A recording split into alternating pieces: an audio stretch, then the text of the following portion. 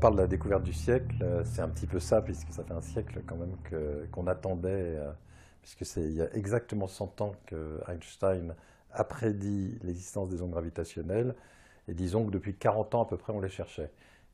Donc c'est primordial, parce que ça a quand même fait 100 ans qu'on essaye de vérifier ceci, mais c'est aussi, à mon avis, ça ouvre quelque chose de nouveau. C'est-à-dire que ça, à la fois, ça ferme la chasse aux ondes gravitationnelles et ça ouvre maintenant l'observation de l'univers avec les ondes gravitationnelles.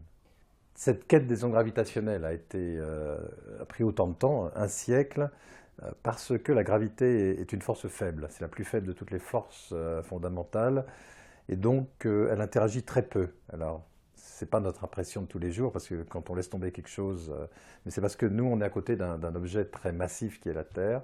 Par contre, de façon globale, c'est une force très faible. Et donc ces ondes gravitationnelles, qui sont des ondes de déformation de l'espace-temps, vont très peu affecter le milieu, nous-mêmes, notre espace-temps. Il a fallu pour cela avoir des instruments beaucoup plus grands que ceux qu'on imaginait initialement. Le détecteur LIGO, qui a vu ces ondes gravitationnelles, a une taille de 4 km. Donc on est allé vers des choses beaucoup plus grandes. Et puis on a vraiment fait un travail énorme sur la précision de la mesure, en utilisant un principe qu'on appelle l'interférométrie. Quand on entend les physiciens qui ont trouvé ce signal, on se rend compte qu'ils ont tout de suite compris qu'ils avaient trouvé les ondes gravitationnelles. Il faut quand même se rendre compte que ce signal très précis, on le voit dans un détecteur, exactement comme il était prédit, et 7 millisecondes après, on le voit dans un autre détecteur qui est à 3000 km. Peut-être le plus remarquable, c'est qu'en fait, je disais tout à l'heure que les ondes gravitationnelles la force gravitationnelle est faible, mais il y a quelques endroits dans l'univers où elle devient forte. C'est entre autres, alors c'est près du Big Bang, et puis près de l'horizon des trous noirs, où là il y a des effets gravitationnels très intenses. Il suffit d'avoir vu les films de science-fiction pour savoir qu'il y a des effets gravitationnels très intenses au voisinage de l'horizon des trous noirs. Or, on n'avait jamais testé la force de gravitation et la théorie d'Einstein dans un environnement où la force gravitationnelle est forte. Et là, d'un seul coup, on s'aperçoit que ça se comporte exactement comme c'était prévu. Le signal est exactement celui qui était prédit. Donc c'est vraiment c'est du jamais vu par rapport à ce qu'on a fait sur la gravitation depuis des millénaires.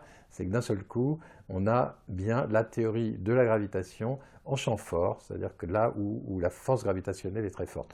Et alors après, on voit d'autres choses quand on est un petit peu dans le bain, on a donc deux trous noirs qui se rapprochent. Un trou noir est entouré d'un horizon qui est un petit peu la surface de non-retour. Et dans le signal, on voit le moment où les deux trous noirs, les deux horizons se touchent. Et c'est exactement, ça se comporte exactement comme c'est prédit. Ensuite, ça continue à tourner.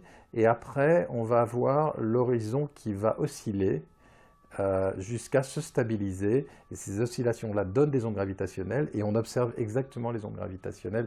Donc on observe tout le processus. Donc ça confirme qu'on a bien la théorie de la gravité en champ fort, que les trous noirs se comportent exactement comme on l'avait prédit, et que même un événement aussi violent que la fusion de deux trous noirs se comporte exactement comme ce qu'on avait prédit à partir de la théorie d'Einstein. Alors c'est tout à fait le début d'une nouvelle astronomie, ça j'en suis convaincu, et en particulier parce que l'univers dans ses plus grandes dimensions est mu par la gravité. La dynamique est la dynamique de la gravitation, parce qu'en fait c'est la seule qui agit sur des distances extrêmement grandes. Donc jusqu'à maintenant, on a vu cette dynamique-là par l'intermédiaire de la lumière. Moi je dis toujours que c'est simplement parce qu'on a des yeux, donc on a un détecteur de lumière, donc on a commencé par construire des instruments qui faisaient mieux que nos yeux, donc qui complétaient nos détecteurs de lumière, qui étaient plus sensibles à la lumière visible ou qui allaient vers d'autres longueurs d'onde. Et puis là, d'un seul coup, alors on change complètement de paradigme et on va voir la dynamique de l'univers avec les propres ondes, la dynamique gravitationnelle avec les propres ondes de la gravité. Alors, avec un instrument, on va faire ça. D'abord, les détecteurs au sol vont continuer, j'espère, leur moisson. Et normalement, le fait qu'ils ont vu un événement laisse entendre qu'ils vont en voir un certain nombre. Ils vont aussi s'améliorer, ils vont être de plus en plus précis. On attend avec impatience, moi, c'est là-dessus que je travaille, c'est la mission spatiale qui, elle, voit des événements beaucoup plus intenses. Un observatoire spatial a une taille de quelques millions de kilomètres. Donc c'est par des faisceaux laser entre des satellites qu'on observe ça. Donc c'est des événements beaucoup plus violents qui tordent encore plus la surface, enfin, de l'espace-temps et qu'on peut voir à peu près partout dans l'univers. C'est-à-dire que là, on va observer des événements extrêmement lointains, extrêmement distants de nous, et donc compléter notre compréhension de l'univers. On va par exemple avoir un signal qui va venir de petits trous noirs qui tournent autour d'un grand trou noir 100 000 fois en arpentant tout l'horizon du trou noir avant de plonger dans l'horizon. Donc on va avoir une connaissance extrêmement précise de ces trous noirs. On va voir plein d'autres événements.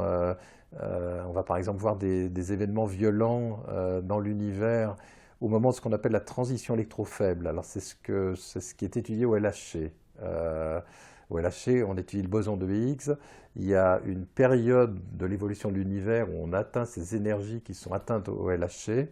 Et on va justement, si ce n'est pas un phénomène violent à cette époque dans l'univers, ce phénomène violent, il est observable dans la bande de fréquence de la mission LISA. Donc c'est un complément, je dirais, gravitationnel et spatial aux accélérateurs de physique des particules.